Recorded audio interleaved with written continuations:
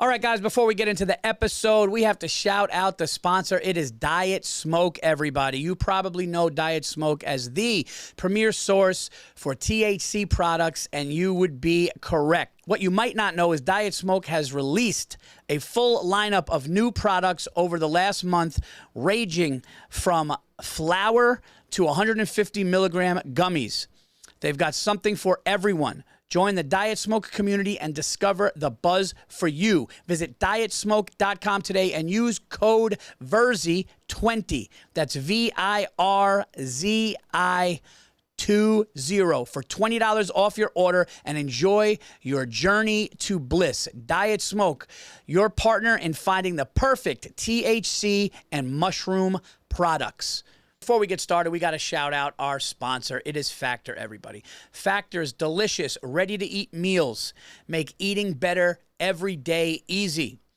Wherever tomorrow takes you, be ready with pre-prepared, chef-crafted, and dietitian-approved meals delivered right to your door. Head to factormeals.com/Virzi50, okay, and you will get 50% off of your order.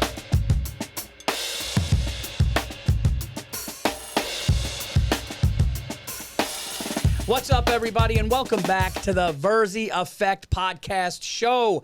My name is Paul Virzi, and you guys are listening to episode 606. This is the second 606 I did, because I tried to give you guys an episode from the road in Austin, Texas. I recorded what I thought was a good episode, and then I just couldn't upload it. I could not send it to people. I didn't know if it was a hotel internet, so I literally have one backlogged. I don't know what I'm going to do with it, but it was really frustrating. I was preparing for the special. So we are doing another 606 here from the New York City studio here with Mike behind the glass, as always. And I have another amazing guest. This is somebody that I just always have fun with. And it's just one of those people you like more because he's Italian. Kidding. No. 100%. That's part of it. Yeah, listen, you ever meet somebody and then you find out they're kind of close to how you grew up and you're like, I like them better. Greg Stone is here. Last time you were here, we talked Star Wars like lunatics. Yeah. And now you have another kid. Yeah, I gotta say though, there is a thing that when someone goes, I'm Italian, I go, yeah, I don't like this guy. Just a little bit. I don't care who you are. Just a little bit. Dude, when I told Giannis Papas I was Greek, everything changed. He really? Wow. Oh my, and then like became more I think Jewish people do it. Yeah. I think when you find out that somebody kind of either has somebody in their family that's like you, or you come from that, you just have a little more, familiarity. If I know you're Italian, I know I can be just a little racist. And no one's it's just gonna slide. Well, you can make jokes about it and nobody's gonna get mad, come on. My accent comes in a little more. I don't usually talk like this. Oh, that's great. It just happens. Are you Italian now? I'm Italian again. You start, all of a sudden, food gets in the conversation. I just pick up a meatball. That's actually happened to me the older I get. Yeah? The older I get, I'm starting to talk about food without even, it's just creeping in. Yeah. Yeah, it's just, and I think but listen, I also think that when you get older, I think simple things you enjoy more. Like when you're 21 and you're going out and you're dating and you're drinking and you're having fun and you have no responsibility, you go to the movies with your buddies, smoke a joint. That piece of like lasagna or meatball, it's just kind of, you almost take for granted. Yes. But then when you slow down. Yes. And you have a little glass of red wine and you taste a meatball that really blows your dick off, you're like, this is special, man. Yes. Right? I have this theory, and I haven't figured it out yet, but I think it's because you get older. When you're a kid, you're into danger. Danger is huge, and you need danger, and you love danger. I like that. But when you're older, you hate danger. I don't want danger. So now we love all the things that are not danger related. Naps, sitting in the car. You ever just sit in your car? Oh, my God. You get home from a gig. Oh, my God. Take the keys out, you sit there. Oh. Do nothing. I didn't put the radio on. I just sit, and I breathe. And I love it. There's something about slowing down. Slowing down. Sitting at the park and looking at the tree. You ever do that, dude? Just look at a tree. Just watch the wind blow the fucking. You're just like, dude, this is amazing, dude. and then you're like, I'm gonna die. Like, you're like, And then you're like, but you know what gets me excited now? Thinking of lunch. Thinking of lunch. Around. Not even lunch. Around. The idea of lunch. Around 10:30, 11, you start going because the choices are endless. You're like, am I going sandwich? Yeah. Or. Right? You're like, am I going sandwich? Or, I can go cold salad. I could go hot sandwich. Am I getting chips? Yeah. am I getting a Snapple or am I going to do, and all of these things. And it's just a nice, I used to take it for granted. You and your friends would go get big subs. You don't even realize what you're eating. Yeah, that's great. Now let's go. Now I'm like, no. Dude, the other night I had a cheesecake. I had a piece of cheesecake the other day. Greg, I'm not a big dessert guy. The older I get, I'm starting to be. But this cheesecake had a crumpling on top with an apple, a caramelized apple. And dude, I just took a bite and I just really processed what I was eating. Yeah. And life was better, dude. Dude, sometimes I dream. What I love is I grab a sandwich and I go, I love Greg. I'm not going to finish this. Oh my God. I'm going to cut this in half. Shit. I'm going to put this away. And I get excited. Later, I'm going to eat that sandwich. Do you go back and eat it though, or you don't? Every time. No sandwich has ever gone unfinished in my home. I'm still a fat fuck, right? But there's something now about being like, I'm not going to finish this sandwich. Right. I'm not going to eat until I vomit, which is just something nice. That's great. I think about Target. I go, I'm going to go to Target. You know what? I saw you and I remember I would always see you and your wife in Target when I would go to Levity. Because I would walk through the Target to get to Levity, and you would be there, and like you would be leaving or whatever, and like you love doesn't it? Target gives people peace. It gives me peace, and it brings my wife and I. We did a COVID happened. We drove up to Maine, and we stopped at every place that sold lobster rolls and every Target. Dude, and we did a Target. We stopped at every single Target. I can't believe you just rolls. said that, and this is why me and you are friends. Yeah. A lobster roll is everything to me. Oh my God. I put it this way: if I go to the place and lobster rolls on the menu, it's a definite. Now, what do? You go hot or cold? Let me. Whoa. We can't just. There's so much more to cover first. Yes. One. Sometimes a lobster roll can fuck you because they love charging you $30, and they give you a hot dog bun with a little Skittle thing on there. They skimp. Fuck you. Yeah. They give you a little buttered hot dog roll, and they fucking skip. Yeah, dude. Yeah, you got to trust the people delivering the lobster roll. The bread can't be the majority of what I'm biting into if I'm spending $25 on a little thing, because it is little. Little. Yes. And I'm going to want more. Yes. So I'll tell you this. I go hot. Now I'm sorry. I just got to run through this. My favorite place now, lobster heads might get mad, but I don't give a, maybe it's hacky, but there's a place in Maine called Red's that has the best lobster roll I've ever had in my life, and they also sell a $2 grilled cheese sandwich. So I got 4 grilled cheese sandwiches. Just because the line is so long. I could give me 4 for $2. I'll save them for later. I'll sell them. I'll give it to a homeless guy. I'll sell the people on the line. Just because it's $2. You gotta. Yeah, that's so funny. And the grilled cheese was like one of the best grilled cheese I've ever had in my life. And their lobster roll was fucking massive. I like a hot. I go hot. I got hot. You always go hot? Okay, I go both. Oh, cool. That's good. I go both. Okay, and a big thing that people don't do, which I think you have to do when it comes to eating now, and there's another thing that happens with age. I ask questions to the waiter, like, listen, man, should I go hot or cold here? I see that. No, I'm serious. I go, listen, you have both. You work here, and there's both. What are we talking about here? And they usually go, listen, I prefer this, but I got to be honest with you, this one's better. I love that. Well, let me ask you a question. And I tip more if they do that. Oh. First of all, we're Italian. Of course. I tip a cardiologist. Oh, dude, I tried tipping a guy at Walgreens, and be honest with you, can't do that. The guy got scared. I go, come here first. It's Christmas. And the guy goes, I can't because it was Christmas. So I took out cash. Christmas. Like it's June. It's going to be Christmas. All right. We're getting closer to Christmas. All right. He's like, what are you talking? 4th of July is next week. Christmas is coming. Take the fucking 20. Go ahead. You were saying something up. So now I ask you this, and you have to ask within your soul. Sure. Are you asking the waiter because you want a recommendation? Or is it because as Italian men, as we get older, we really just love to be talking to people? No. With me, I like them taking the pressure off the decision. Okay. Because sometimes I have a hard time. Okay, I'll give you an example. They have a special, it's a fish. They're recommending the fish because the chef doesn't usually get this fish. When the chef gets this fish, he knows how to prepare it. Everybody loves it. Okay. But then there's a veal dish that people say never goes wrong. It's a home run. Right. So now I'm thinking veal fish. But then I throw myself out to the waiter and I go, hey, listen, man. I go, what's going on? Like I'm thinking fish, veal. And if they just go, listen, those are both great. But you got to go. Then I'm like, I like knowing that. And somebody who tweeted this, it might have been Jesse May Peluso. Somebody tweeted, I never feel more confident in my life than when the waiter goes, oh, that's an excellent choice. Right? And that's a great tweet. And when she said that, I really liked it because it was like when the waiter does look at you and go, you're going to love that, or dude, and great meal, and then I'll tell you what to get for dessert. Then you know you're in for a ride that's going to be a good ride. You know, so and I do like talking, but when I need choices, it helps. Sometimes though they will do a move where they just say anything, a recommendation, or they'll. Let me ask you this. This is where I get fucked up. Yeah. So I'll be like, I love this. I'm at a TGI Fridays, and I'm like, what's good, you know? Like, and he goes, nothing, leave. Or whatever, they'll be like, you can see. They'll say a thing like, I'm thinking I want the meatloaf, and I want them to tell me the meatloaf, but I don't want to lead them to the meatloaf. So I'm like, what on this page is good? Give me what's good, and they'll be like, the mushroom scampi, and I don't want that. But now I feel pressure that since they gave me a recommendation, I have to now order it. So now I just order a meal I definitely don't want. I'm allergic to mushrooms. That's going to be a problem. You know what I mean? Order the whole fucking thing. I have to give it half to my wife. You're so unconfrontational. You'll get yourself sick. I do. It's the problem with recommendations. I feel the pressure to now get what they told me to get. Yeah. No, listen, I'm paying. So since I'm paying, like that's the one thing I'm paying. So you're not going to bully me. You're not peer pressuring me into a meal because you said it, but I love how we went to TGI Fridays.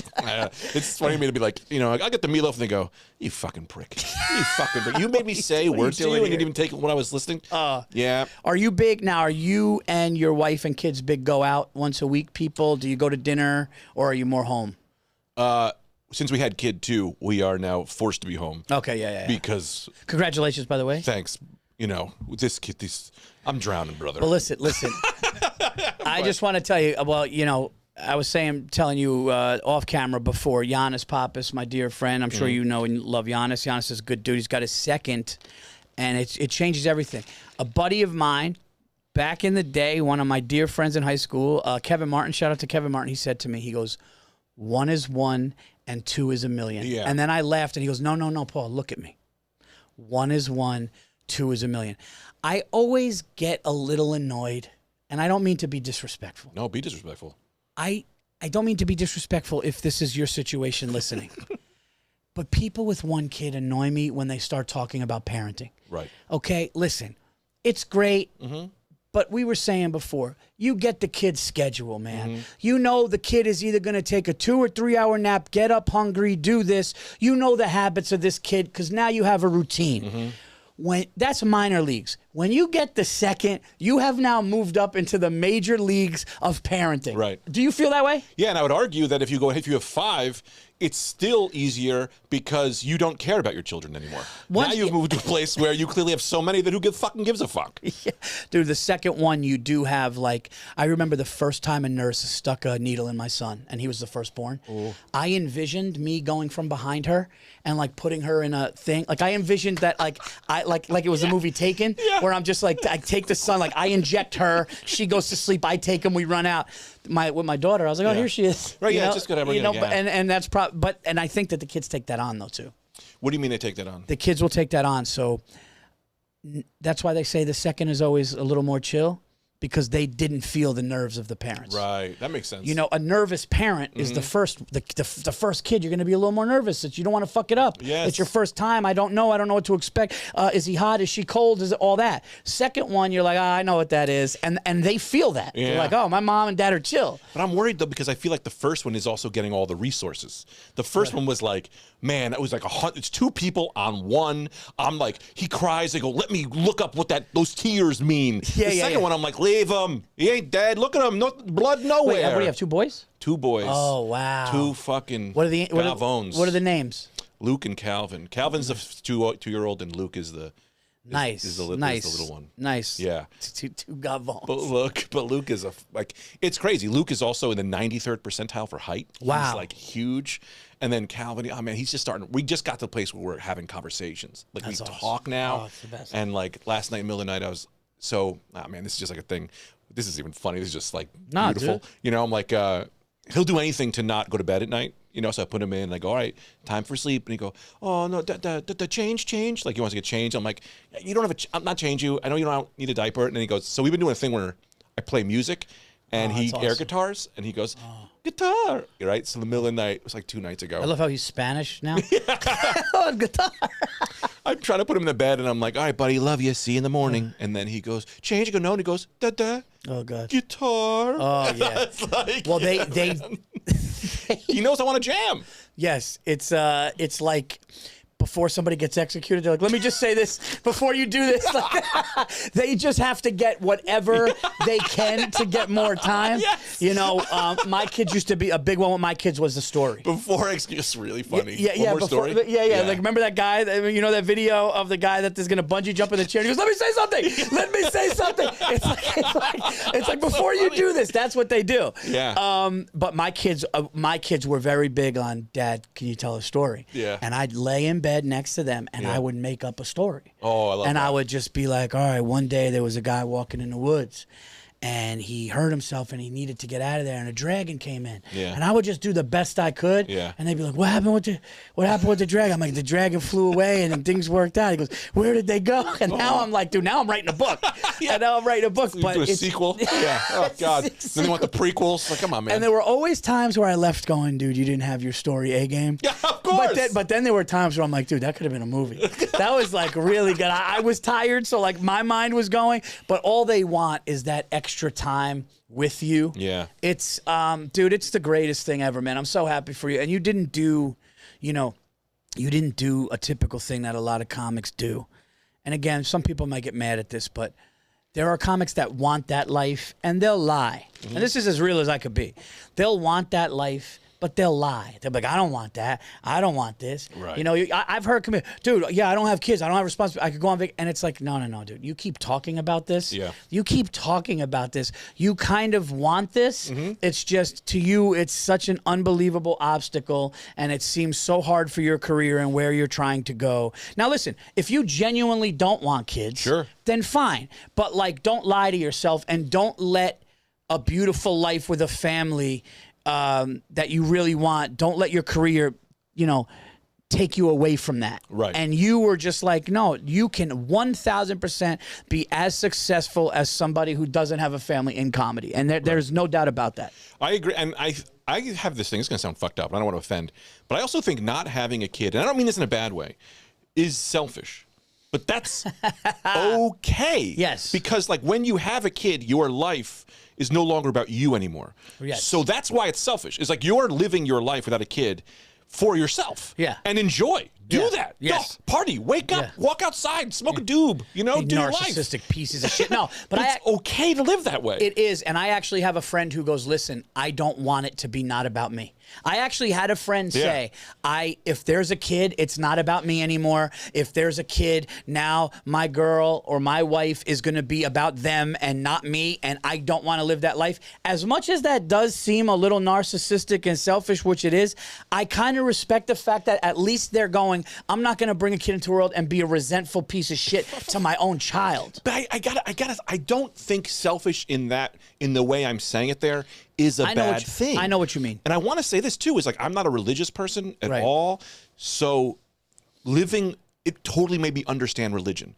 Like my dad is very Catholic. And for him, he lives for a higher power. He lives for God. Sure. He lives with this thing. And I don't have that. But now that I have these children, I'm living for something else. Yes. And I'm like, that gives you this feeling of like, oh, it's way more satisfying to me to live for someone else, to be like, everything I do is for this. It's just, when you're living for yourself, I can't explain it.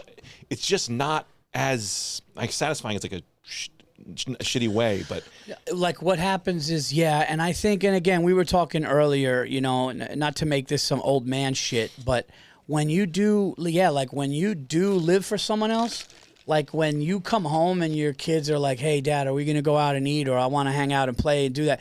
When that's the highlight of your day, dude, something happens, man, where it's like everything's okay, dude. Yeah. I remember who was it? There was some baseball player, some like star, like these athletes, and it's just like, dude, I just can't wait to get home to my kids, and like they're making all this money. Well, it's a little easy when you're making all that money, but no, it is, man. It's not living for yourself is nice. I also think like people that.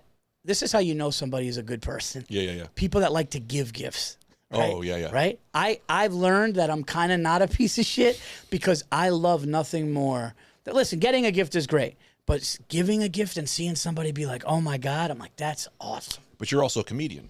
Yes. That's the entire thing of comedy. Oh. Is you enjoy making other people Should I just feel good. give audience members gifts? Yeah. Hey guys, before the show, everybody go under your seat. Everybody's getting a watch. I looked at all your Instagrams. I know what you like. It's all perfect. It's your size. And someone's like, Jesus, man. My mom couldn't even get this for me. It's like, don't worry. We all go home happy tonight. Every joke kills after that.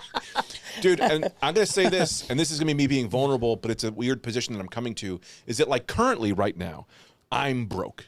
But it's okay because I kind of chose this. In a weird way, when my wife had the kids, because we had 2 years, we were just kind of like, I chose to really not go on the road. And I was like, I'm going to be here for my wife. My wife also, and she'll never, when we wanted she had a kid for me. And I know that. Wow. She went, we were not going to have children. And she went, one day she went, look, if we're going to do it, we should do it now. And I went, what? And she was like, I know you want a kid. And she knew more than me. She was like, because I was like, no, I don't want kids. And she was like, no, this is who you are. Wow. And we're going to do this. That's insane, dude. And so, and my wife is an amazing mother. I was going to say, she's a good mother? She's horrible. She leaves the kid around. Just fucking weird. Yeah. But I also know that she wanted it, would never admit to herself. Because a lot of these people who say they don't want kids, yes, they say that, but the reality is like, no, you're just scared because your parents were fucked up. Yes. Or whatever, someone fucked you up. 100%, you know what I mean? dude. And so my wife had this, and she's an amazing mother, but and why I bring up the broke thing is only because people are like, oh, are you okay? I'm like, no. I could have been on the road this whole time. But I chose to be home with my kids because to me, not in a manly way, being with my children was more important, and with my wife was more important than the money thing, because I've been broke and I know how to live broke. Yeah. But I don't want to be the dad who gets in the car, he comes home for 1 hour, you see the kid every now and again. It's like, no. And now I'm getting back on the road, and we're specials coming out, and we'll be fine. I don't want people to think that. But people are like, oh, why aren't things going great? It's like, well, no, because I want to be 100% dad. I want to fucking be there. I want to be there every fucking moment of it. Yeah. And so I don't know why I brought this up, and I'm feeling but it's smart, dude. It's smart because it's like no, it's a great move, and it's a great thing to talk about, because what you're saying is you're like, look, I could have went out and tried to get even shitty gigs. Yeah. But you're like, you know what? Like I've been in this position before. Right. I know what it's like to kind of watch your money when you're spending and all that stuff. And I also should say, broke to me is not broke now. Right. It's not 2014 broke Greg. Right. Okay. Like now it's like, oh no, like we eat and things are good. Yes. But there's not like, there's just no wild spending or. Right. You're comfortable. You're getting by. We're getting, yes. Yeah. But you're not. Yeah. Things are getting a little tight, but like we pull back, but I don't go out to eat every night and shit like that. Sure. No. 2014, bro, giving handies to Uber drivers to get out of the pay. I was joking. I did. No, I don't laugh because it's true. I can't laugh at the exact truth. I just go, very correct.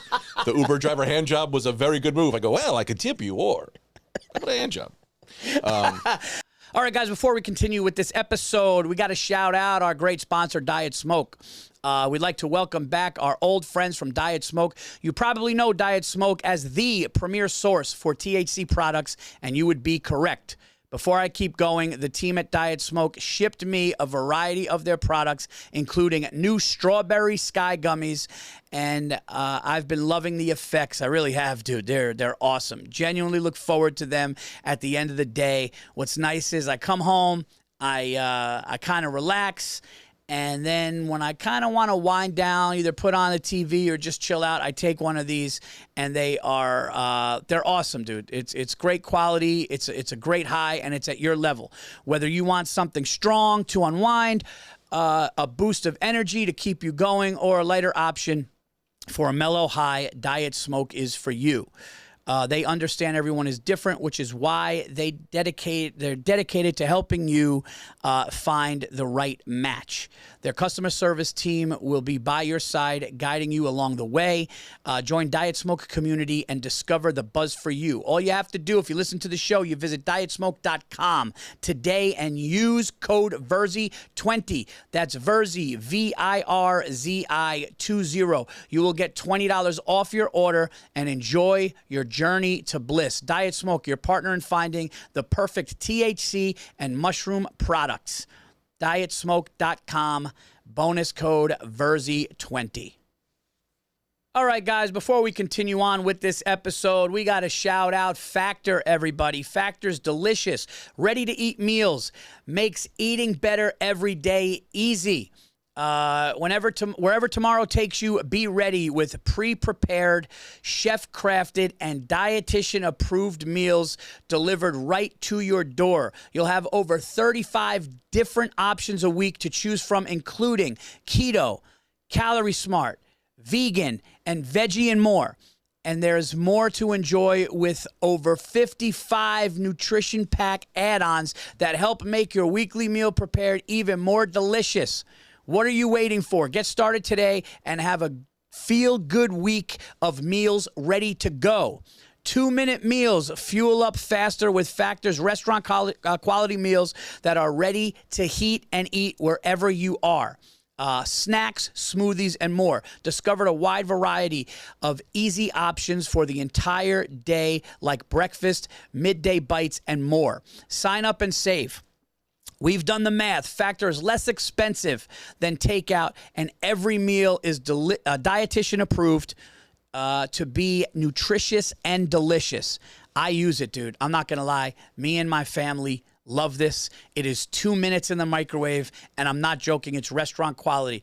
I recently had, oh my God, we had this Italian dish. We also had the butter chicken, which was nuts. Factor is a perfect solution if you're looking for fast, upscale options done easily.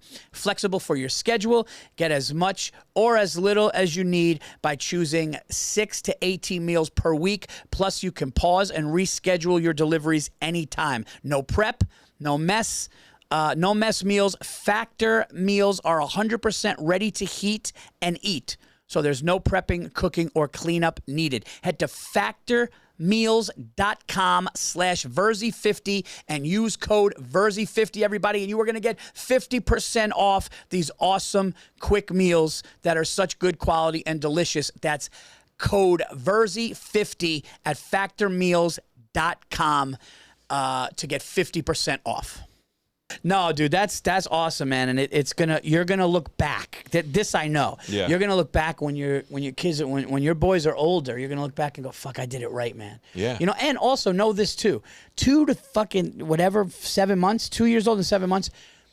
I'm not saying this. It's more for you to want to be there. They're not going to remember this. So if you do have to go on the road, yeah. If somebody's like, "Hey, Greg, you're going to fucking Albuquerque, and you got a great gig," and you're like, "Oh shit, dude, go do that." And I'll be selfish for that. If my life, I want to see this kid at 2 years old and hug him while he'll hug me and kiss him while he'll kiss me. Fuck it. That's where I'm being selfish. Yeah. He might not get a good daycare and have a horrible life ahead of him because I didn't put down a good base because I wanted more hugs. Yes. Fuck it. That's where I'm a shithead. No, dude, one day you're going to be sitting and your kids are going to know. You and your kids are going to be watching the 17th latest shitty Star Wars after Disney fucks up another whole saga. Yeah. But they're gonna be like, dude, you're the best. Yeah. That's just who you, and dude, what you said, which is kind of really profound, is that your wife kind of knew and read the room. She read the room. And she read the room. Not only did she read the room, she read it perfectly and was like, let's do it. And it was also for her, but she also knew that it was for you. So it was like, it was actually for you too. Yeah. And that's amazing. Dude. Yeah. Because some people wouldn't not, like, obviously she's very smart. She's a smart person. Yeah. Good mom, right? Oh yeah, unbelievable. So there you go, dude. You did the right thing. She nailed it. She's crazy. Here's the thing, it sucks about these mom bullshit, okay? I don't think we were really designed to be dads, but we want to be.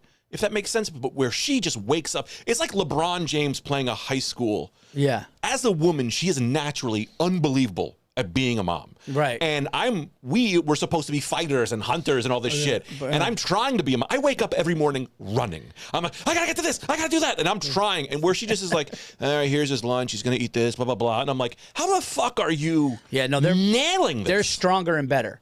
No, they are. Yeah. I actually can say, like, a woman is not physically, you know what I mean? Right. But they're just like on top of shit. And it seems annoying to us because they're like, I'm like, really? Like, why are you so prepared? prepared and like we don't need to know now. Yeah. But then when it's all done Yeah. and it works out, you're like, oh my God, like it's so much smarter that way.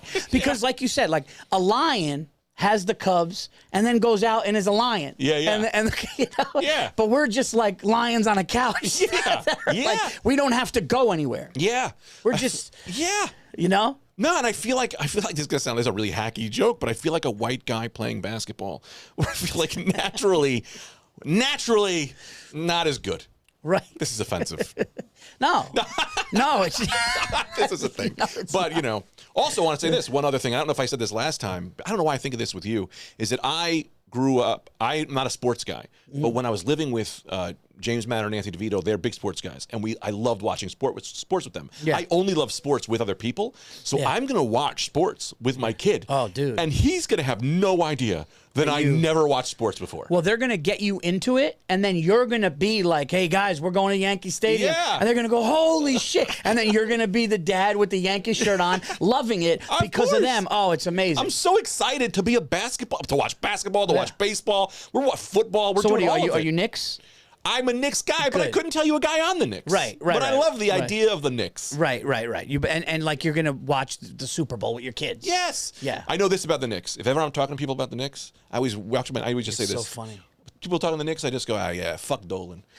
That's all you gotta say. And a Knicks fan will be like, I know, fuck Dolan. All you got to say is, dude, they ain't going to win anything till Dolan's out. Because that's like the big argument. Even though I don't agree with it, all you got to do is say that. I don't even know who Dolan is. I just know fuck Dolan. If Dolan could walk in and I'd be like, fuck Dolan. Hey, I'm Dolan. I'm like, sorry, Dolan. It'd be funny if you found out it was one of the players' dogs. The mascot. You were like, dude, until that dog dies. No, the James Dolan, the owner. That is so fucking funny. Well, let's talk about so now. You got the family, you got the 2 kids, you got the wife, and now you have a special in the can that is coming out March 6th. March 6th, baby. Nice, dude. I'm excited. Yes, I just got one. By the way, I don't mean to turn this into my shit, but I didn't say this at the top of the show, and I should have. I cannot thank everybody enough who came out to the Den Saturday night, 2 shows. Packed out. We shot the special. We got it in the can. Shout out to Jason Katz and James Webb, who did an absolutely banger of a job. It looks better than any special I've ever done. So thank you guys so much. And then when we were talking, because we were talking about getting you on here to talk about the special that you did, it comes out on March 6th. Now, was this one you were working on for a couple years, or was this like a quick turnaround? Or no, I mean, well, this was like. Yeah, I mean, it was a lot of material. So it was a lot of material I had done for like a couple years. There's 2 bits on there that are from my album. A couple bits from my first album. But okay.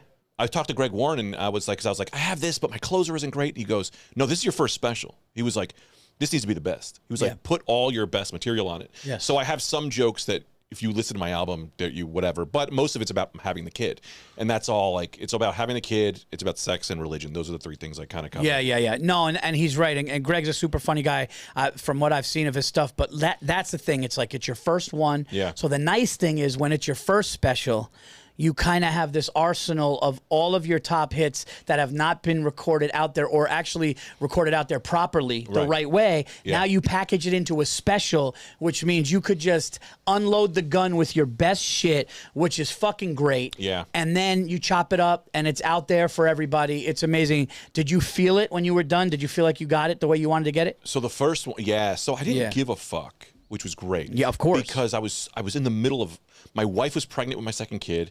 I had the first one. I was tired, and I went, I don't care anymore. And this was a thing, I didn't have to pay for it. So I had, I crowdfunded it, because there's no way I could come up with this money. And people, so my big thing in comedy was the industry never really did anything for me. I never really had like an industry win. And like, that was like, well, maybe because you're not good. But then when I reached out and said, hey guys, I'm doing specials, anybody want to donate? And then everyone came out and paid to have it done. I went, what is a fucking bigger win than that? Well, first of all, that's incredible. I want to say 2 things. I was thinking of something funny. What was it? In church, the thing goes around. Yeah, that was me. Everybody's door to door. like throwing money in the basket. We're like, all right, dude, we got no.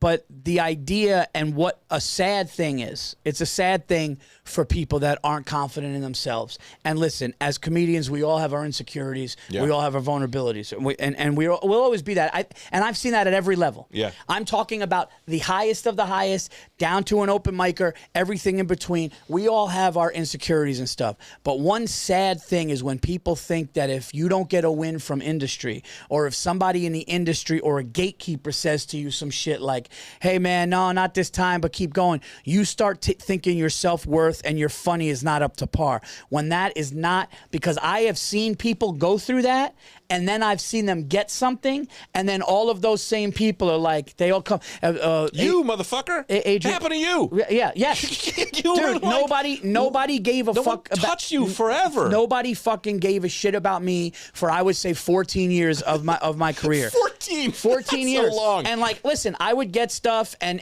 headliners would say nice things. I would work with people, but like, as far as getting into the big festival, getting something, and then when I did my first thing and delivered, people were like, oh shit. And I was always told that for somebody like me, I was told this by a lot of people, and I didn't understand why or what it meant, but they're like, somebody like you, it's a little bit of the longer road, but when it hits, things are going to hit. And I just stuck it out. And one thing that I always did was get better on stage, tell my stories, be honest, be vulnerable, and do all that.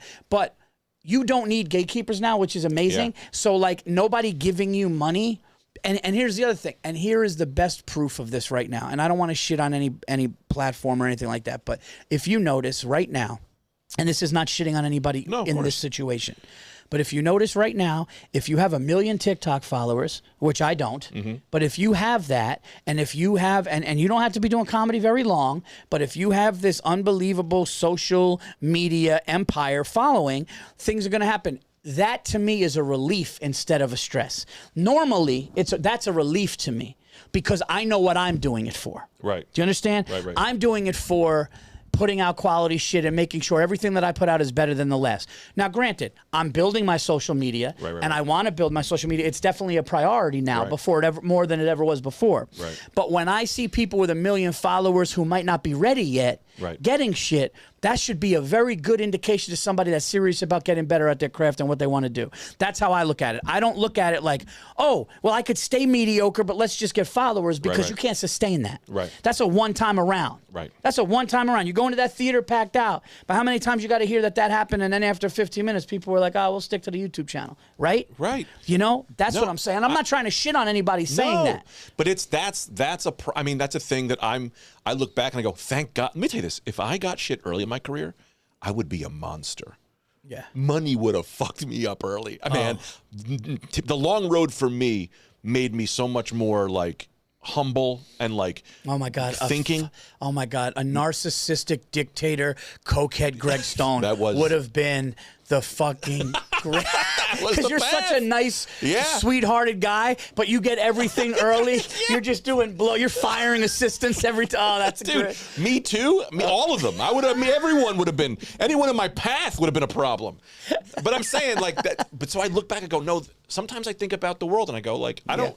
Especially as a non-religious guy, I go, I don't know, man. I think sometimes this was the best path. It does feel like someone looked out for me in a way that was like, no, the hard shit really made me a better person. I do think I'm a good person because of that. See, now, not to get too heavy on this pod here, but I am religious, and I believe in something that was looking out for me and God. And a lot of times when I've put things out there or I prayed for things, I felt like things happened. Now, for anybody that has a feeling of something, I go for it. Like whatever, you know what I mean? I can never, but I do think this, whether people can agree on religion or not, I do think in the long run, good things happen to good people, and things that were really wrong get righted. And sometimes it may take a long time. Like, I was saying like this thing with Shane Gillis, being fired wrongfully. Right. And having that happen and being on a podcast and saying something silly and goofy with a friend and having a good time to losing an unbelievable opportunity. And, the dude could have crawled under a rock and hid.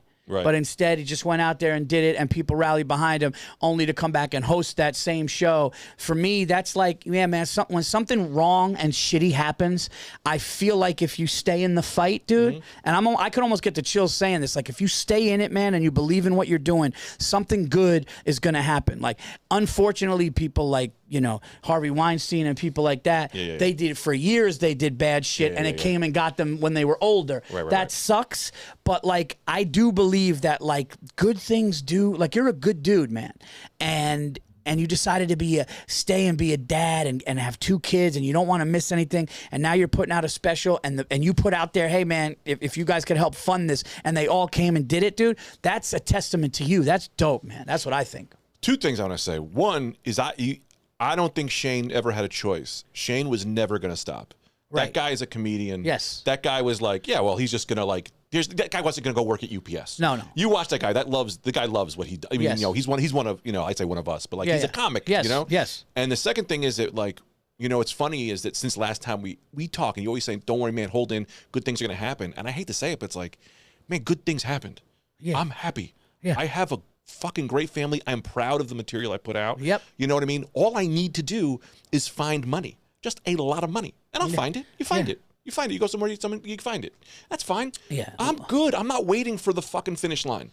Yeah. This is it. This is it. I'm sitting here with you. I'm looking at old Albanese here. He's been giving me the dirty eye the whole time. Guy's masturbating behind the desk. Did you see that? I don't know why I said any of that. I'm sorry, Mike. You're a great guy. I didn't know you could see. He's watching filthy shit. I thought there was a curtain. No, but like what you just said is true. And now what happens is like you put good shit out in the universe. You put out good material. You put out a good. Now you're gonna have a YouTube. You're gonna have a YouTube clips of all this new special. You're gonna have YouTube clips of all this new special, and people are gonna see you. And guess what? All of a sudden, people are gonna go, "Hey, man, I want Greg Stone to come to Tacoma. Hey, can Greg Stone come down to Tampa? Hey, where's Greg Stone coming out to Denver?" And people are your name starts circulating. And guess what? Money comes in, and you start getting booked because you're putting out quality shit, which is the reward of that. Anytime that money or fame is the product of hard work and quality shit, that's what you want. You don't want it the other way. That's exactly what I was saying about the following. Yeah. Honest to God, I don't know if I would be able to sleep if I had. I'm being dead serious about this. Some people go, "Oh, Paul, you're full of shit." If I had 1.5 million followers and everything that I did sold out, but I just knew in my heart I wasn't ready, that would fucking suck. Imagine. I'd be laying in bed going, dude, I just fucking added 2 shows and I'm going to be getting in front of 3,000 people this week. The Comedy Club is adding more shows than ever. I got a good fucking 14 minutes. And that happens. And that you could fake it. You could go out there, "Hey, what's up?" And everybody's excited. But people know. I have heard clubs go, dude, after 15 minutes, some of these people just, for me, it's like guys like me and you want us to fucking go rock for 45 to over 60 minutes. That's what we're built to do because we've been in it. And so I always think that is better than the other way. Always. Imagine people loved you for something that you truly weren't, and you had to do that thing. No. I think about that all the time. No. You don't want to think about it? No, I mean, just no, I will not think about it. We just go to another subject. No, go ahead. No, but my name's Greg Stone. I like being high.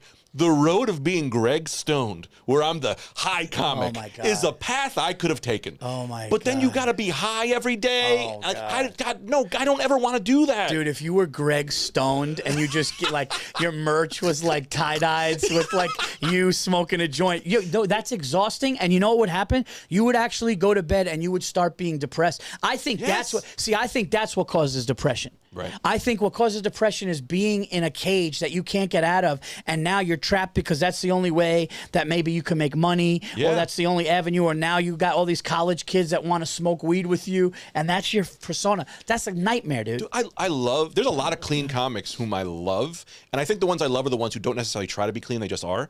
But like being a clean comic to me is such a scary thing because it just limits on what you can talk about. Yeah. Like what if your wife fuck some guy in the ass? You can't talk about that now? Right. I don't know why my wife fucked some guy in the ass. That's where I went. Well, the first thing I want to say is she's got a dick. She's got a dick. I mean, is she pegging him or no? Yeah, like I'm totally with you. Like for me, it's like I don't want a 10-year-old at my show. Right. That happened one time at Levity. Remember? Oh, you weren't there. I don't know if you were there, but I get a call. I get a call from them back in the day when remember when Levity we were there every other week. We're just working, and it was almost like our place to do spots when we weren't in the city. Yeah. And I remember one time they're like, "Oh, Virzi, you're doing well here and stuff. We have a 2:00 brunch show on Sunday," and I show up, dude, and I'm like, "Yeah, I'll do it." And then the head of improvs were there, and luckily he liked me and got me work, but 5 minutes before I go out there, I've told the story before. 5 minutes before I go out there, Jason Kutash, remember Jason? I love Jason. Yeah, the best. He goes, hey man, just so you know, he goes, there's kids out there. This is 100% clean. And I was like, fucking what? Yeah. And then I looked out there, dude, and there was a grandmother with her grandchild cutting pancakes. She's cutting pancakes, and she's cutting pancakes, and they're giving orange juice, and there's children. Yeah. And it's 2:00 in the mall. Yes. I forgot that. In my mind, I'm going to Levity Live. No. Yeah. I'm in a room at 2:00 in the afternoon in the mall. Yes. With people eating breakfast. Yes. And now I have to go dance like a monkey for 45 minutes and not curse. I'm not it's not that I can't. I actually always thought about doing a special where I'm clean. Yeah. Just one time just so that you could do it. But yes, I love that idea, by the way. I need to express if your wife fucks someone in the ass. Yeah, of course. I need to talk about that in a certain way. But no, man, I would much rather, like I said, have the chops and be ready to go into any room than to have somebody go. How devastating would it be if somebody goes, oh my God, we love the YouTube channel and we love the TikTok. Saw them live, kind of disappointing. Do you know how devastating that is? And then guess what they're doing? They're not going to go spend another $75 on you ever again. Yeah. Well, you remember, not that I don't want to interrupt, but you remember when YouTube stars were the thing and every club was booking YouTube? Yeah. Have you seen a YouTube booking lately? No. Because they're one and done. Because they're one and done. Wow. See, dude, it burns out. Yeah. It does. It burns out. Yeah. This is the first time. Remember when we were younger and we would watch a Mike Tyson fight on pay-per-view or whatever, and you would see it would be like Al Pacino and all these people there. Now you literally see people at these major pay-per-views. There's oh, that kid's got a TikTok, or that's a YouTube channel star, and they're sitting next to all of the people. That's kind of the times we're in. But the one thing that it can't sustain is comedy. Right. Stand-up comedy cannot be manipulated. You can manipulate the amount of people. Yeah. You could pack the room. You could even get owners to lie. Oh, dude, we love you. We wanted you here for a long time. When that show hits when that person can't sustain it. So, that's so I don't want to beat a dead horse, but I really feel like that. No, I mean, the thing is I think a lot of those guys have to truly love it and want to do the dirty rooms. And it's hard when you're coming out and you're not ready and you got a million people who already love you, you're not going to know if your material's good. Right. You have to perform who don't know you and people who don't like you to see if the jokes are really that good. Yeah. That being said, I have to go back because we got to talk about how, I did a Levity all children's show once. No. I was so broke. And Matt fucking Tucker. Remember Matt? Matt, the best. He was like. Is he still there or no? No, he's whatever. Oh, Matt, he went to another. Yeah, I remember Matt. He was great. Matt goes, look, man, I know you're broke. He was like, this is a children's show. He was like, you want it? What a shitty thing for a booker to open with. Hey, dude, listen, hey, what's going on, dude? Yeah, I know you're broke. He's like, you need $100? Buckle up. on a Sunday noon? And I went, give it to me, dog. I'll do it. Now, you understand, my act is very it's not stories children could have. So I went, all right, I can figure this out. I went up with a joke book and just did street jokes to children and then brought children on stage. And I was like, all right, I was like, what's your favorite animal? They were all they were 10, all 10, 11, 12. And I was like, why don't you do a joke? And we got on stage and we did a dance party because I literally just went, this is a check. You don't have to do your act. I remember I opened with a joke. I opened with a story about getting robbed, and the kids were looking at me like, what's happening here? And I went, throw this out. And I went, okay. And I went, who wants to dance? And then brought kids on, and we played music, and we danced. Dude, who wants to dance is so great. But that's you being a pro and kind of figuring out how you can get out of the situation, make time go by, and everybody love it. Yeah. That is amazing, dude. It was kind of freeing in the way of they should have given you more than 100, dude. Yeah, they should have given Did they give you 100 for that? That was my first. I was like, 75. That's it? 100 is. Yeah, well, I got a free lunch. I mean, you tell your wife, no, it's a free lunch and 100. Yeah. Isn't it funny the things I used to say to my wife? I'd be like, listen, I got to drive 4 hours, but they're giving me 300. And she would be like, all right, you got to go get that. Dude, oh my God, dude, I can't believe some of the gigs. I drove out to Staten Island for 150. Oh my God. Oh, in a restaurant, he didn't want to do it. The guy didn't want to do it. Yeah. Right when I showed up, the restaurant owner goes, "Look, I didn't want to do this." And then he's like, "I don't have a mic." He goes, "There's a Radio Shack down the block. If you want to get the mic, I'm not paying for it." Dude, I swear to God, it was and I got it for like $150, and you just wanted to. I didn't. And the headliner was so broke that he goes, "Hey, we got to do this." And I was featuring. It was a nightmare. Oh, but God. you just look back at that, and you're like, "All right, thank God I got out the other way, other side." Yeah, but that's also a great story. Like, you have that. That's a thing for your soul. Yeah. It helped. You know what I mean? Dude, looking back, when you get the big money now, like $300-$400, you're looking at or whatever. But like you look back and you go, I remember driving to Staten Island for no microphone, for a guy that didn't want us, a crowd that didn't want us. I didn't want it. No one wanted any of this. No. But we all did it. We did it. Yeah, I know. That's great. So you shot the special at the Cellar? Yeah, Village Underground. Oh, nice. Yeah. The original idea with the special was, I said, if anyone wants to just give me the 10 grand, I will call it whatever your name is. Jimmy Hudson presents Greg Stone. It'll be your special, whatever. So no one ended up doing it because why would they? People all donated, but no one gave me 10 grand. I just thought it was a fun thing. That is so funny if somebody did that. So it's called Nobody Presents Greg Stone. That's awesome. Nobody presented it. That's awesome, dude. Yeah. That's so fucking cool, man. I'm so happy for you, dude. That's awesome. But imagine you're just some rich guy and you're like, yeah, fuck it. I'll present Greg's. Why the fuck not? So last time you were here, we got to talk about this. Yeah. Because last time you were here, we had a big discussion on things we were watching. Mm-hmm. We nerded out on Star Wars. You talked about all the things that you didn't like. Are you watching anything? What is your go-to now entertainment? Are you watching, or are the two kids and the career just something where you just can't even watch? You're we're so currently busy. not really watching. It's fucking horrible, but we're not really watching TV because we're sleep training my son again. So we're sleeping in the living room. So there's no we don't watch TV. So my wife goes to sleep at 8:00. I'm not watching much. I mean, I got the classics. I'm watching Bad Batch. I always watch the Star Wars. Your wife goes to bed at, see, my wife goes to bed. My wife is down at 10, 8. You got a wife going down at 8? Yeah, she goes to bed 8, 9, because she's up early with the baby. And I work the Cellar late a lot, so I don't get home sometimes till 4 a.m. And then I'm up at 7. So she's like, I'll get like 3 hours, and then I'll wake up, kind of hold the kid. She'll take over. Yeah. She gets we get the one out the door, and then I go back to sleep. Okay. So we're like living in a weird sitch. But why? What are you watching? I'm a big crime doc guy. Yeah. I did watch a little bit of that Gypsy Rose thing, but did you see that thing? I don't even know what that means. Okay. You know what it is, Mike? Gypsy Rose, Yeah, it's brutal. It was this young girl whose mother, basically, what was it, the thing, syndrome? She had Munchausen syndrome. Yeah. So, dude, she had her in a wheelchair. She had her taking, medicine, and, she was fine. I met a girl. Really? When I worked in the ER, I sat with a girl for 16 hours until psych came, and she was Munchausen by proxy, which meant the mother was that's the same. Yeah, that's what's happening here. Pretty much poisoning the kid, and the kid wanted to commit suicide. And I talked to no other patients that day. I just sat with that girl for about 16 hours until psych came. Dude, it was one of the most. So, in long story short, as she's getting older, she gets a boyfriend, and she just kept telling the boyfriend things and everything, and they basically, plan to kill the mom, and the boyfriend kills the mom in her sleep. Oh, I think I heard about this. Yeah. And then she's went to jail, did her time, and then now she's out with a boyfriend and stuff. And when you talk to her, she's just I know what I did was wrong. But when you hear what the mother did and how the mother would control her and do all that stuff, and you see this little girl with a shaved head being told she has leukemia in a fucking wheelchair, dude, and not. And they're going make a wish, people coming to the house, all this, dude. And I'm just and I'm watching it, and as much as I was entertained, I was so sickened, So I kind of went away from that, and my wife got into it and watched it because it's a big thing that people are watching. Yeah. But then she recently did The View, she's crushing it right now.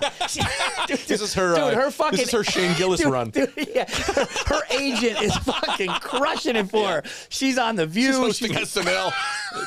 I wouldn't be surprised. I wouldn't be surprised. Yeah, so shit like that. And then another thing was called American Nightmare, which was the couple. Did you see that? Dude, this is the craziest one. Oh, that one was so good. Dude, you got to watch American Nightmare. It's 3 episodes and they're 45 minutes each. You'll bang it out in literally one night. Yeah.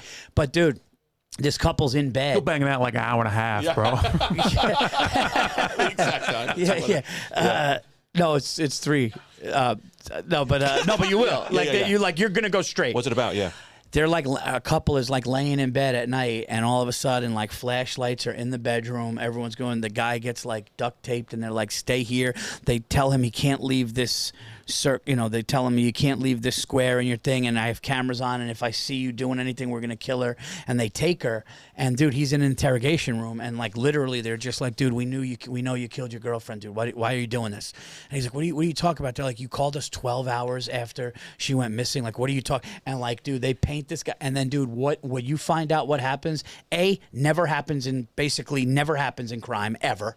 The twist at the end is fucking nuts. You can't even fucking believe it. And I don't want to give anything away, but watching shit, I was just like, it lets me realize how evil shit is out there, but also how like crazy of a story. It's amazing, dude. It's amazing. This is my one issue with some of these crime doc things is that they kind of, because they're entertainment, you start to just believe it's a TV show. Like, it's real. Yes. But like, I don't think a lot, because working in an ER, like, I don't think people realize how absolutely evil and fucked up Earth is, just by nature. Dude. How fucked up this people planet is. Yeah, dude. People, animal, like, that sounds like, you just see a fucking wolf eat a rabbit, and you're like, that's fucking brutal. Like, the world is fucking brutal. Yeah, it is like, I hate watching that. We are animals. It sucks, dude. I just watched this alligator take a jaguar, and they were like wrestling around, and they were screaming, and I was like, yeah, no, dude, I can't, because there's not a good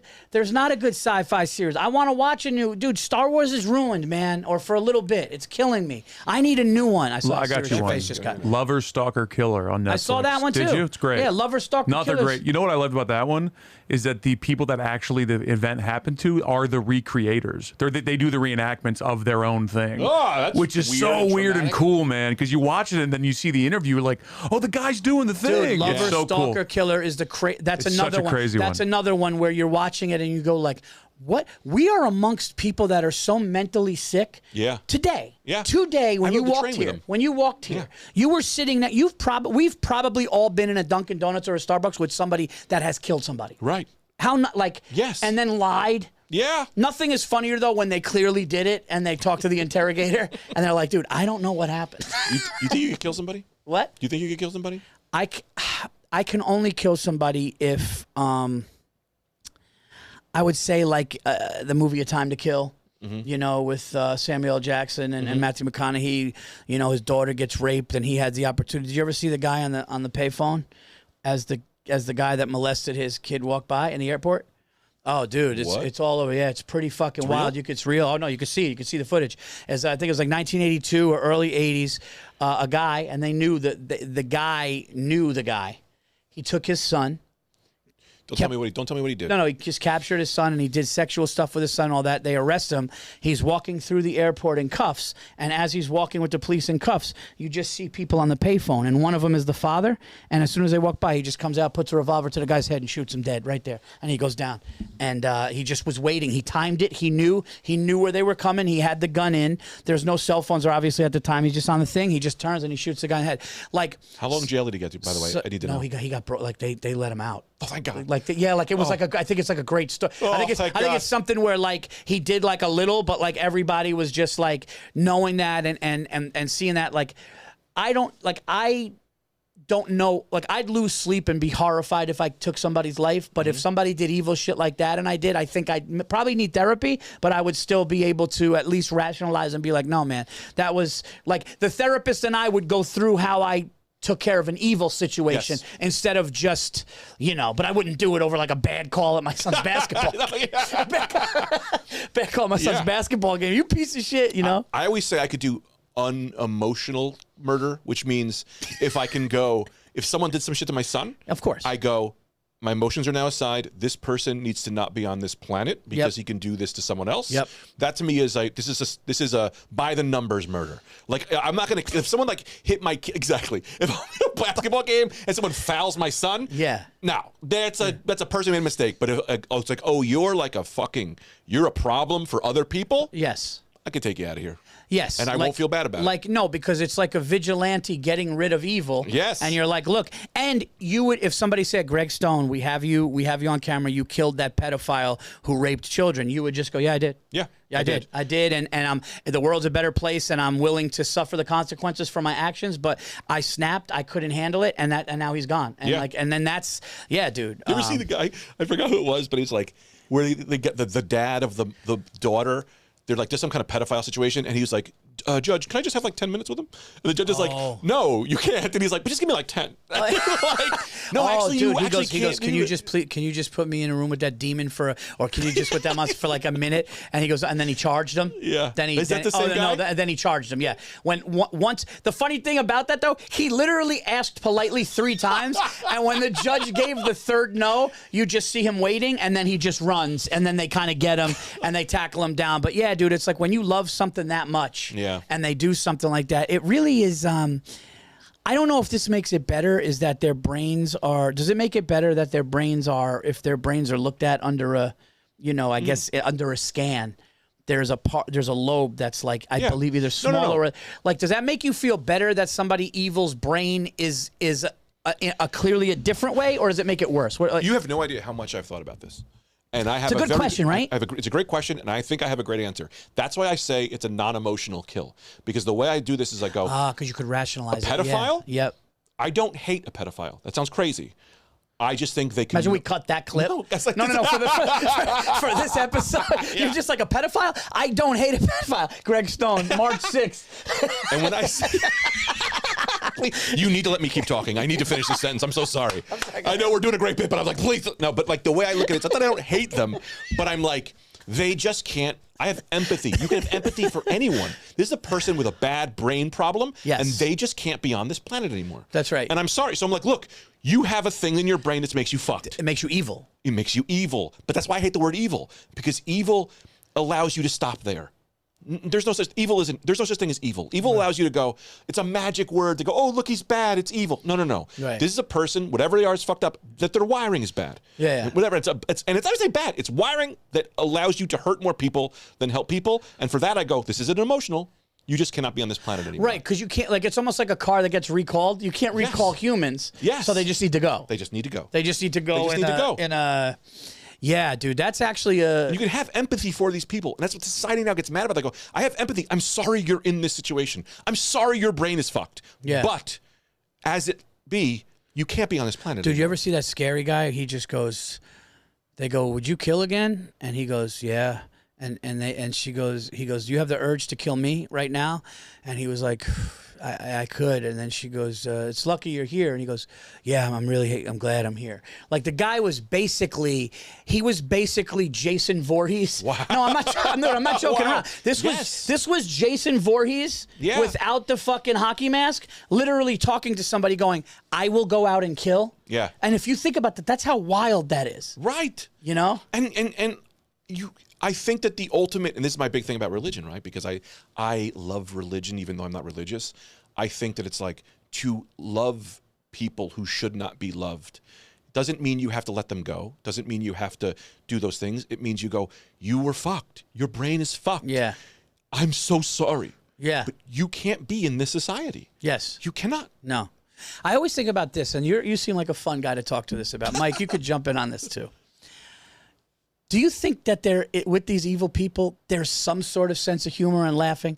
Like, do you think and I wrote a joke about this. I never put it on stage, but like, do you think if Hitler ever farted, right? Like loud? Oh, yeah. Like if Hitler farted loud and his friends were there, is it like a genuine, like, do they have like a gut laugh, or is it so cold like that they're just like, no, like. I mean, I think the fun answer is Hitler laughing and doing bits. That's hilarious. But I think, no, that's what sucks. I think they go, nine, and they just kind of like let it slip. You hear Hitler fart, Hitler kills you. Because he's like, they cannot know that I fart too. I think Hitler calls safety when he farts. No safety for the Jews. All right. I know. Like, yeah. Like I always wondered, like, if a killer would like watch like Borat and fucking laugh. I know. Like, because that's hilarious. Right? They still love Borat. And then it's like, there is like Kim Jong-un, one of my favorites. Oh, he's a character. Major dictator. Loves Dennis Rodman. Probably would love to have Borat come to his country. Yeah, and you see him laugh and smile, but then he fed his uncle to dogs. It's the crazy, it's the right. Also, those mobsters that are kind of like that too. Dude, they laugh. It's funny till it's not. You know? Yeah, it's funny till it's not, and then all of a sudden it just gets cold. It is scary though. A buddy of mine's brother was the head blood spatter expert in New York during big shit. This guy was responsible for capturing serial killers and stuff. And he said their brains all have this thing where they don't know. There's no empathy. There's no empathy. Right. So you go out and you could just kill 2 people in a car, shoot them down, and then you're eating at a diner and you're good. That's something that just a good person just doesn't. There's a sociopathic thing that is just sick, and it's an unfortunate thing, you know. But that guy, in the days of the Knights, those days, you wanted that guy. You wanted that guy defending your kingdom. A king used that guy as a mercenary. Right. Be go. You know, you need to. We got a bunch of savages coming. Go out and do your best. And that guy had a position, but that guy can no longer be in the society. Those were the guys that put the head on the stake. When they're go show everybody. Certain people can do that shit. Right. You need that guy. You needed that guy 2,000 years ago or whatever. You know, but now. But you don't need that guy walking a schoolyard. No, but he is. He is. He is. And we look, oh, God. What them? Anyway, but yeah, it's wild.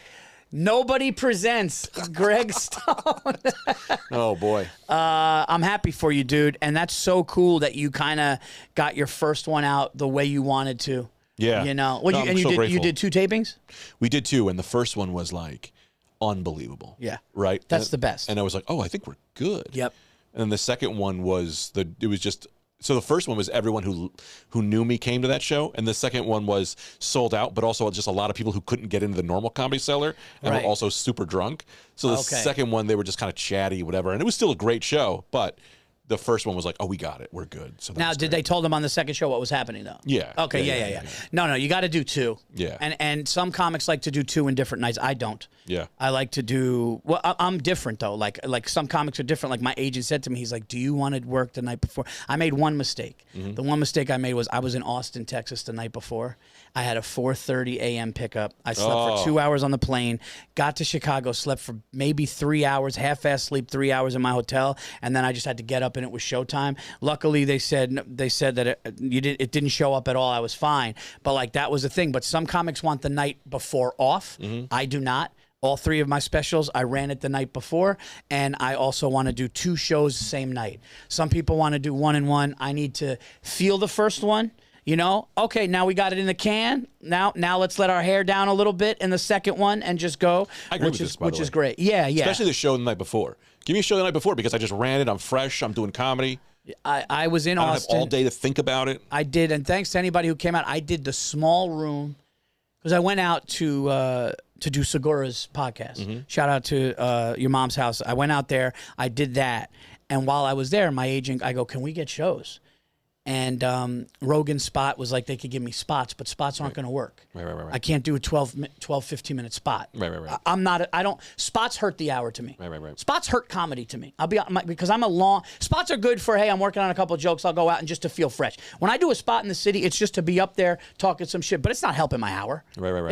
It's helping the jokes that'll eventually be my hour, but I'd rather be on stage for a long time. So Cap City has this small 80-seater upstairs called the Red Room. Mm-hmm. And I was there Wednesday, Thursday, and Friday before my Saturday taping. And it was fucking awesome, man. And I for me, again, some people want to be off the night before and be rested. I'm I'd rather run it. Yeah. You know? No, I want to work, and then that morning before, I'll sleep, but I don't want to be thinking about it for 2 days. And then, I don't want to be thinking about the special. I want to just be doing comedy, and then here's more comedy. Oh, but this crowd's awesome, and this shit's fresh. Yeah, it really is and dude, and but you're in a weird place now, and me and you are in the same place now, mm-hmm. where I literally have to just go out there and create another hour, and it always takes me. I don't know about you, but I have a few in my pocket that I didn't use, mm-hmm. but now I'm at ground zero here. Yeah. You know? Well, luckily, it took me a while to get this thing out, and I also had a lot of material that wasn't quite there. So I'm pretty excited to see what the new stuff is. Yeah. But I'm in a weird spot in the way of man, I don't know if it's good. Like I've watched it so many times that I'm like, I don't know if this is good. And I'm not saying, no. It's not that I don't know if it's good. I hope people enjoy it. That's the more positive way of saying what I want to say. Here's the deal. Never worry about that, and I'm going to tell you why. And I know it's a thing to go, I hope this is well received. No. It's you and your comedy, and that's it. And people are going to like it or they're not because that's what you do. That's it. It's almost like it's what you do.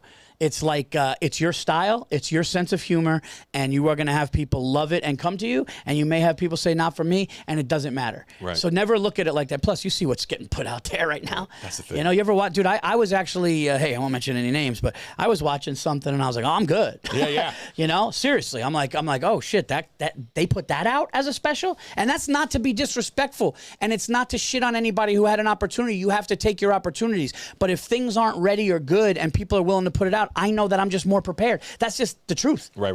You know? No, 100%. And that's kind of so fucked up. But I'm like, oh, I might not be great, but everyone else is bad.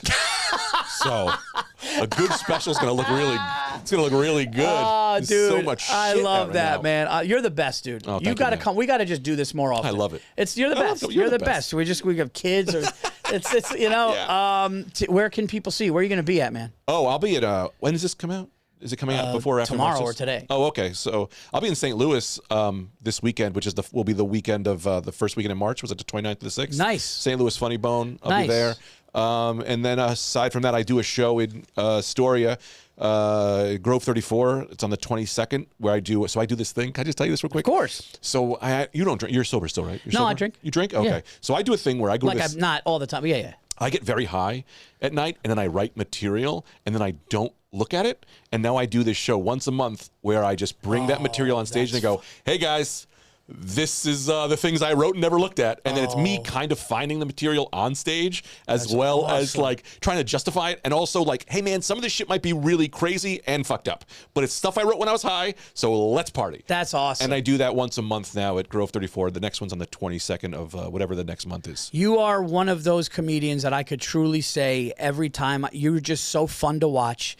Everything you're a fun to watch guy, and you're also the type of guy that when you watch you go, I like this guy, I could hang with this guy, and he's a good guy. You have all of that, and on top of all of it, you're fucking hilarious. So it's just a win all the way around. Oh, man. So if you don't watch, especially, you're a piece of shit. No, check out Nobody Presents Greg Stone on YouTube, March 6th. Yeah. Right? Yeah. Check that out. What do I got coming up? I don't know. I'm going to Naples, Florida. I got Red Clay Comedy Festival. Me and Bobby Kelly will be doing. We're going to be doing a Bone to Pick podcast live at the Earl on May 11th at 8 p.m. I'm doing that. I'll be the night before. I'm going to be in Los Angeles for the Netflix Comedy Festival at the Troubadour. I'm doing the late show on the 10th, so you guys can check that out. And more dates, go to paulvirzi.com. Of course, the Netflix special is still streaming. Nocturnal Admissions on Netflix right now. And that's it, everybody. We will be back with another episode next week. Thank you guys for listening. I'm sorry about last week without having an episode, but now we have a great episode, great conversation with the great Greg Stone. I will see you guys next time.